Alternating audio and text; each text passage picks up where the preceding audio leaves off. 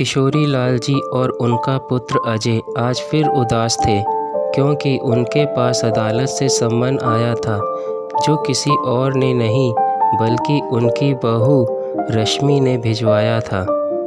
किशोरी लाल जी बैठे अतीत में खो गए। उनका एक छोटा सा संसार था, वो पत्नी सावित्री और एकमात्र पुत्र अजय। जैसा नाम वैसा ज़हीन, हर कक्षा में फर्स्ट। विज्ञान में काफ़ी रुचि थी उसे और डॉक्टर बनना चाहता था। किशोरी लाल जी के पास उतने पैसे नहीं थे, तो बेटे को पढ़ाने के लिए अपना घर गिरवी रख दिया और किसी को पता भी नहीं चलने दिया। अजय को MBBS करने के बाद रिसर्च के लिए स्कॉलरशिप मिल गई और प्रोफेसर अनिल के अंडर में रिसर्च करने लगा। प्रोफेसर को अजय अपनी बेटी रश्मि के लिए हर तरह से सुयोग्य वर लगा, तो उन्होंने किशोरी लाल जी से इस विषय में बात की। रश्मि भी देखने में सुंदर और लॉ की विद्यार्थी थी। किशोरी लाल जी और सावित्री जी को इस रिश्ते से कोई परेशानी नहीं थी और इस तरह अजय और रश्मि का विवाह हो गया। विवाह के बाद कुछ दिन तो सब सही चला, लेकिन थोड़े दिन बाद सावित्री जी एक दिन ब्रेन स्ट्रोक होने की वजह से चल बसी। कुछ ही दिनों में रश्मि ने भी अपने रंग दिखाने शुरू कर दिए। किशोरी लाल जी का घर में रहना बहू को अब खल रहा था। उसके मित्र उनके रहने से घर पर आते नहीं थे।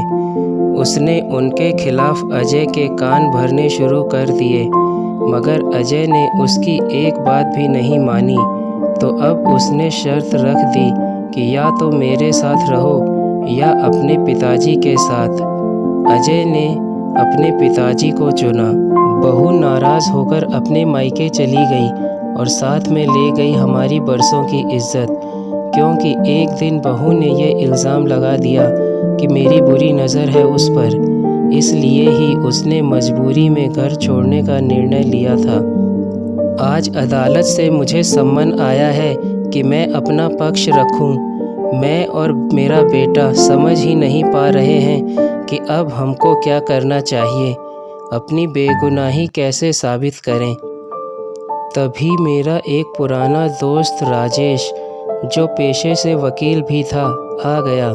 हमने उसको सारी बात बताई तो उसने कहा, मेरे पास है तुम्हारी बेगुनाही का सबूत और मैं इसलिए ही आया हूँ।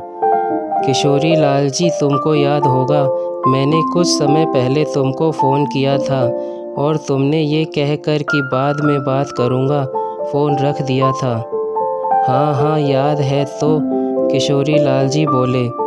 राजेश ने कहा, उस दिन फ़ोन कटा नहीं था, इसलिए तुम्हारी और बहू की बातें मेरे फ़ोन में रिकॉर्ड हो गई।